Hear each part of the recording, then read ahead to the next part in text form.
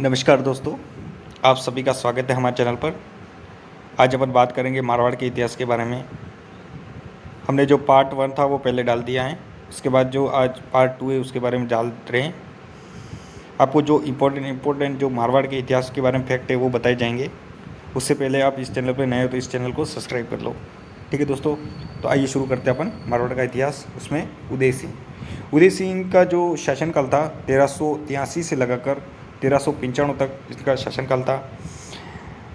मारवाड़ के इतिहास में उदय सिंह जी ऐसे थे जिन्होंने अकबर की अधीनता स्वीकार की थी और इन्हें अकबर ने मोटा राजा की उपाधि थी। ये अपन को याद रखना है। उनकी पुत्री थी जिनका नाम था जगत गोसाई, जिसे अपन जोधाबाई के नाम से जाना जाता है। और इनका विवाह जो हुआ था जोधाबाई, इनका जो विवाह हुआ था ये सलीम से हुआ। अपने सलीम जिसे जहांगीर कहते हैं, इनसे इनका विवाह हुआ था। और पुत्र जिनका प्राप्त हुआ था खुर्रम, जिसे अपन शाहजहाँ कहते हैं। ये अपन को याद रखना है, ठीक है। यानी कि इनसे जो पुत्र हुआ था ये खुर्रम हुआ था, ये याद रखना है। जहांगीर ने पूर्ण विवाह भी किया था, जिसे अपन सलीम कहते हैं।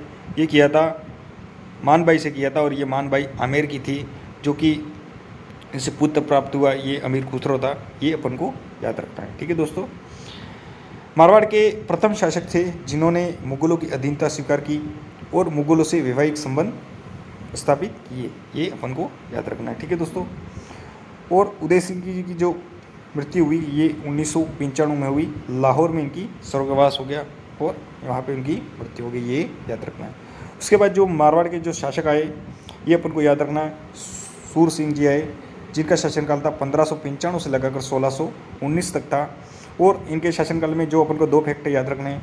1604 में इनको अकबर ने सवाई राजा की उपाधि दी।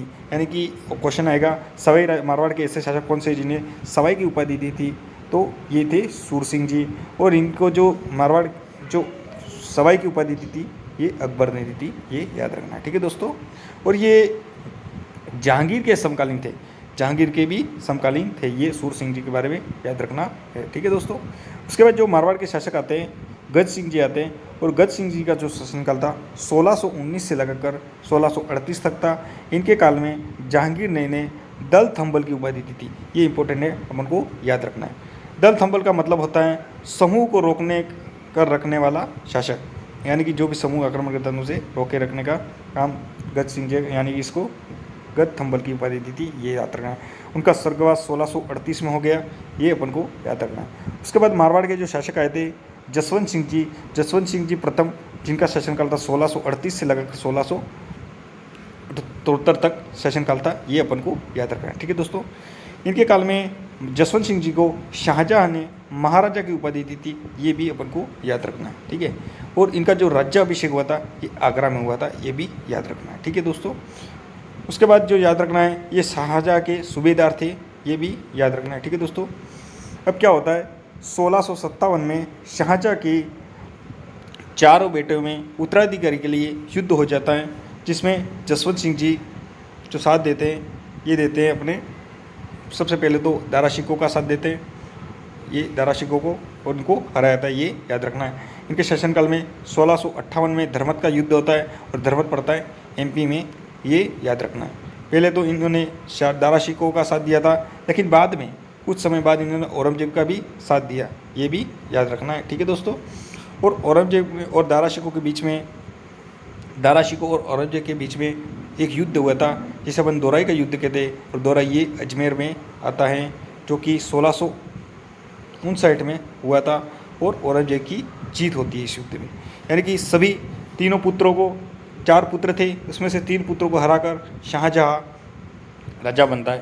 तो अपन समझ सकते हैं कि जसवंत सिंह जी के शासनकाल में औरंगजेब जसवंत सिंह जी के शासनकाल में थे। यानी कि जब जसवंत सिंह जी जोधपुर के शासक बनते तब दिल्ली के शासक कौन थे? औरंगजेब थे।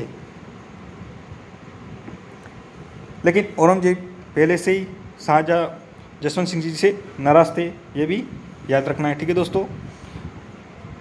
औरंगजेब ने क्या किया 1659 से लगाकर 1662 तक इन्हें गुजरात और मराठा को लूटने के लिए भेजा, और लेकिन लूटने के लिए असमर्थ रहे। और अंत में 1678 में जमरूद, जो कि अफगानिस्तान में, ये याद रखना है दोस्तों, ये इंपॉर्टेंट है बहुत, उनकी मृत्यु हो जाती है, ठीक है दोस्तों। उसके बाद औरंगजेब का एक प्रसिद्ध कथन है, ये अपन को याद रखना है कि औरंगजेब ने तब कहा था कि आज कुफ्र का दरवाज़ा टूट गया, मतलब धर्म विरोधी जो दरवाज़ा था ये टूट गया। ये अपन को पूरा कथन अपन को याद रखना है कि आज कुफ्र का दरवाज़ा टूट गया। ये किसका कथन था? औरंगजेब का था। किसके लिए था? जसवंत सिंह के बारे में था। ये अपन को याद रखना है। जसवंत सिंह की पत्नी का नाम जसवंत था और उनका पुत्र जो हुआ था वो अजीत सिंह हुआ था। क्या हुआ था? अजीत सिंह।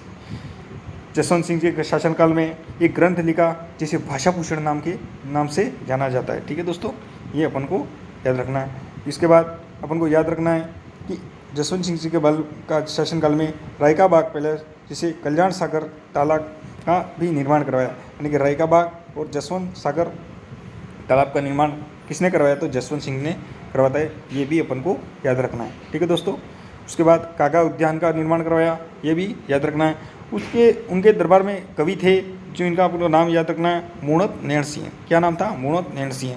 उनके प्रसिद्ध ग्रंथ भी अपन को याद रखने हैं। उसके बाद एक प्रसिद्ध और कवि था जिनका नाम था सुंदरदास। क्या नाम था? सुंदरदास। ये नैण सिंह के भाई थे, यानी कि ये दोनों भाई थे, नैण सिंह और सुंदरदास जी जसवंत सिंह जी के दरबारी कवि थे। मूणत नैण सिंह जो ग्रंथ लिखे ये अपन को याद रखना है। सबसे पहला ग्रंथ है मूणत नैण सिंहड़ी ख्यात, मूणत नैण सिंहड़ी ख्यात और मारवाड़ परगना विगत। ये दोनों ग्रंथ अपन को इंपॉर्टेंट है, याद रखने हैं एग्जाम की दृष्टि से। ठीक है दोस्तों, अब क्या होता है? दोनों कवियों को औरंगजेब जेल में डाल देता है। क्या करता है? जेल में डाल देता है, लेकिन बाद में इन्हें आज़ाद कर देता है। और आज़ाद होने से नैण सिंह क्या करते? आत्महत्या कर लेते। यानी कि आत्महत्या कौन कर लेते? नैण सिंह।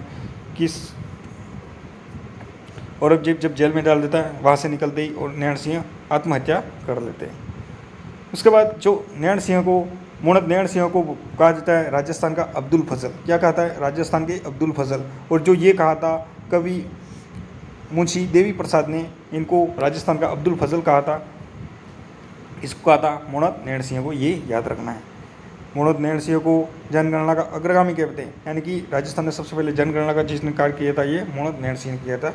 ये अपन को याद रखना है। ठीक है दोस्तों, जसवंत सिंह की मृत्यु के बाद उनकी गर्भवती पत्नी थी जिन्होंने अजीत सिंह को जन्म दिया। किसका जन्म दिया? अजीत सिंह। और ये अजीत सिंह का जन्म हुआ था लाहौर में हुआ था। कहाँ हुआ था? लाहौर में। और 1679 में उनका जन्म हुआ था। ये अपन को याद रखना है। अब औरंगजेब ने कहा था कि जोधपुर का शासक राजाना बनाया जाए, यानी कि सरदारों ने ये कहा था औरंगजेब को कि अब जोधपुर का अगला शासक अजीत सिंह को बनाया जाए। लेकिन अजीत सिंह जी को औरंगजेब शासक नहीं बनाना चाहते हैं और उन्हें दिल्ली बुला लेते हैं। ये अपन को इम्पोर्टेंट फैक्ट याद रखना है, यानी कि किसको दिल्ली बुला लेते हैं? अजीत सिंह को दिल्ली बुला लेते हैं। ये याद रखना है। ठीक है दोस्तों, उनके बाद इनकी दो रानियाँ थी, इनको औरंगजेब पकड़ के बदी में ला लेता है और दिल्ली ले आता है। ठीक है, अब क्या होता है? अजीत सिंह को इस्लाम कबूल करने के लिए बोला जाता है, लेकिन अजीत सिंह इस्लाम कबूल नहीं करते हैं। ठीक है, उसके बाद जोधपुर को खालसा भूमि घोषित कर देते हैं, यानी कि जोधपुर को खालसा भूमि, खालसा का मतलब मैंने पहले ही बता दिया है, सीधे केंद्र सरकार के अधीन काम करना, यानी कि औरंगजेब के हाथ में पूरा शासन व्यवस्था आ जाती है। खालसा का मतलब ये होता है। ठीक है दोस्तों, अब क्या होता है? आशाकरण राठौड़ जो थे तब फिर क्या होता है दोस्तों कि आशाकरण राठौड़ जो कि मारवाड़ में नौकरी करते थे, ये जसवंत सिंह के काल के में थे और इन्होंने इनको दुनेरा का जो जागीरदार बनाया था, उनका जो उनकी माँ ने मतलब दुर्गादास राठौड़ जो थे, इन्होंने अजीत सिंह का लालन पालन किया। यानी कि क्वेश्चन आएगा कि मारवाड़ में कौन से शासक थे जिनका लालन पालन दुर्गादास ने किया? तो अजीत सिंह ने किया। और ये दुर्गादास स्वामी भक्ति के लिए जाने जाते हैं, ये अपन को याद रखना है। ठीक है दोस्तों, ये अपन को याद रखना है। अब आगे बढ़ते हैं। अजीत सिंह को औरंगजेब मारना चाहता था, लेकिन उनको जो बचाया ये गोरादाय, जिसका नाम था मुकरदास खींची, इन्होंने अजीत सिंह को बचाया और सुरक्षित यहाँ पे वापस लेके आए।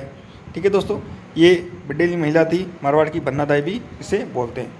और ये ला के उन्होंने दुर्गादास राठौड़ को सौंप दिया, यानी कि जो अजीत सिंह थे उनको छुड़ा के जो लाए थे गोराधाय, जिन्होंने यहाँ पे ला के दुर्गादास को दे दिया। दुर्गादास ने अजीत सिंह को ले जा करके जयदेव ब्राह्मण जो कि सिरोही का था वहाँ पे इनके घर पे ले गए। ठीक है दोस्तों, ये अपन को याद रखना है। अजीत सिंह को मारवाड़ का शासक स्वीकार किया, ये बहादुर शाह प्रथम ने किया था, ये अपन को याद रखना है। और अजीत सिंह की एक पुत्री थी जिसका नाम था इंदिरा कंवरी। क्या नाम था? इंदिरा कंवरी, जो कि जिनका विवाह 1774 में फर्ग्यूसन के साथ हुआ था। फर्ग्यूसन के साथ हुआ था, जो कि अंतिम मुगल राजपूत विवाह था। मारवाड़ का अंतिम जो राजपूत विवाह था ये इंद्र कंवरी दिखा था, जिनका फर्ग्यूसन के साथ हुआ था, ये अपन को याद रखना है। बाद में अजीत सिंह दुर्गादास को देश निकाला देता था, यानी कि अपने मारवाड़ से निष्कासित कर देता है। फिर दुर्गादास जी मेवाड़ में अमर सिंह सेकंड के काल में वहाँ पे जाते हैं, राज सिंह के काल में भी जाते हैं, लेकिन उनका जो देहांत होता है ये अमर सिंह सेकंड काल के में जाते हैं, तब होता है 1718 में जो संग्राम सिंह सेकंड तब वहाँ के शासक थे, तब इनका देहांत हो जाता है, ये अपन को याद रखना है। इनका स्मारक जो बना हुआ है रामपुरा गांव, जो कि रामपुरा गांव उज्जैन में है। रामपुरा गांव उज्जैन में शिप्रा नदी के किनारे। ये कौन सी नदी है ये भी अपन को याद रखना है, क्योंकि मेरे याद है एक BSTC में एग्ज़ाम में ये क्वेश्चन भी आया था, जो कि इम्पोर्टेंट है। शिप्रा नदी के किनारे है, ठीक है। कर्नल जेम्स टोड ने जो कहा है ये दुर्गादास के बारे में, ये याद रखना है। मायाड़ ऐसो पूत जन जैसो दुर्गादास, ये अपन को लाइन, प्रसिद्ध लाइन अपन को याद रखना है, ठीक है दोस्तों। उसके बाद जो देबारी समझौता होता है, ये देबारी समझौता भी एग्जाम की दृष्टि से बहुत ही इंपॉर्टेंट है। ये हुआ था अजीत सिंह और कछवा सवाई जय सिंह और मेवाड़ के महाराणा अमर सिंह सेकंड के बारे में देबारी समझौता होता है, ये भी अपन को याद रखना है, ठीक है दोस्तों। अब अजीत सिंह के जो पुत्र होते हैं अभय सिंह, और अभय सिंह के कहने पर भक्त सिंह ने हत्या कर दी, किसकी? अजीत सिंह की। यानी कि इनके जो पुत्र होते हैं, दो पुत्र होते हैं, एक तो अभय सिंह और भक्त सिंह।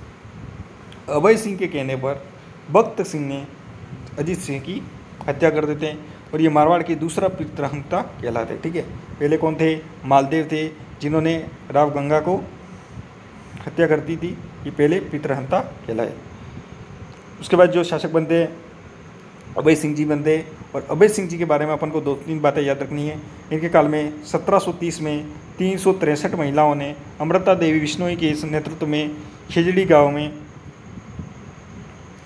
जो शहीद हो जाते, ये घटना उनके काल में ही होती है, ठीक है दोस्तों। ये अभय सिंह जी के शासनकाल में हुआ था, ये अपन को याद रखना है। विश्व का एकमात्र जो वृक्ष मेला लगता है ये खेजड़ी गांव जोधपुर में लगता है, जो कि भाद्रपद शुक्ल दशमी के दिन लगता है, ये भी इम्पोर्टेंट फैक्ट है, अपन को याद रखना है, ठीक है दोस्तों। उसके बाद अपन को याद रखना है कि 1994 से अमृता देवी पुरस्कार प्रारंभ हुए, और ये पहला पुरस्कार प्राप्त हुआ था गंगाराम बिश्नोई को प्राप्त हुआ था, ये भी याद रखना है, ठीक है दोस्तों। उसके बाद जो जोधपुर के शासक होते हैं इनका नाम है मान सिंह, और मान सिंह का जो शासनकाल है 1803 से लगाकर 1843 तक, ठीक है दोस्तों। ये इनके शासनकाल में क्या होता है, ये जो बनते हैं इनके शासनकाल में अपन को 1-2 बातें याद रखनी है। ये तो सबसे पहले तो ये सन्यासी राजा कहलाए। उसके बाद जो इनके राजा बनने की घोषणा की थी ये देवनाथ ने की थी, ये भी अपन को याद रखना है। इन्होंने एक रचना लिखी थी जिसका नाम था रसीले राज। क्या लिखा था? रसीले राज, ये अपन को याद रखना है, ठीक है दोस्तों। उसके बाद में जो इम्पोर्टेंट इनके शासनकाल में याद रखना है कि इनके शासनकाल में जोधपुर में क्या होता है, महामंदिर का निर्माण होता है, जो कि नाथ संप्रदाय का है, और ये जोधपुर में निर्माण हुआ। ये मान सिंह जी के शासनकाल में ही हुआ था।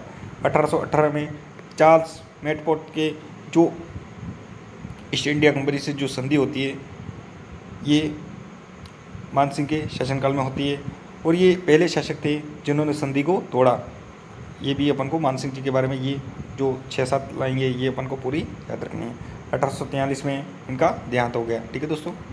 उसके बाद जो तो लगभग अपने मारवाड़ का इतिहास जो था ये समाप्त हो गया है। अपने एक पार्ट 1 पहले डाला था, पार्ट 1 2 ये है, और आज लगभग पूरा मारवाड़ का इतिहास पूरा हो गया। और भी कोई छूट गया हो तो हम क्वेश्चन की माध्यम से आपको सॉल्व करा देंगे। आगे भी दोस्तों ऐसे ही वीडियो आते रहेंगे, जैसे कि अपन धीरे धीरे पॉलिटिकल, हिंदी और भी सब्जेक्ट चालू करने वाले हैं। यदि आप इस चैनल पर नए हो, इस चैनल को सब्सक्राइब कर लो ताकि आने वाला नोटिफिकेशन आपको जल्दी से जल्द मिल जाए। थैंक यू दोस्तों, धन्यवाद।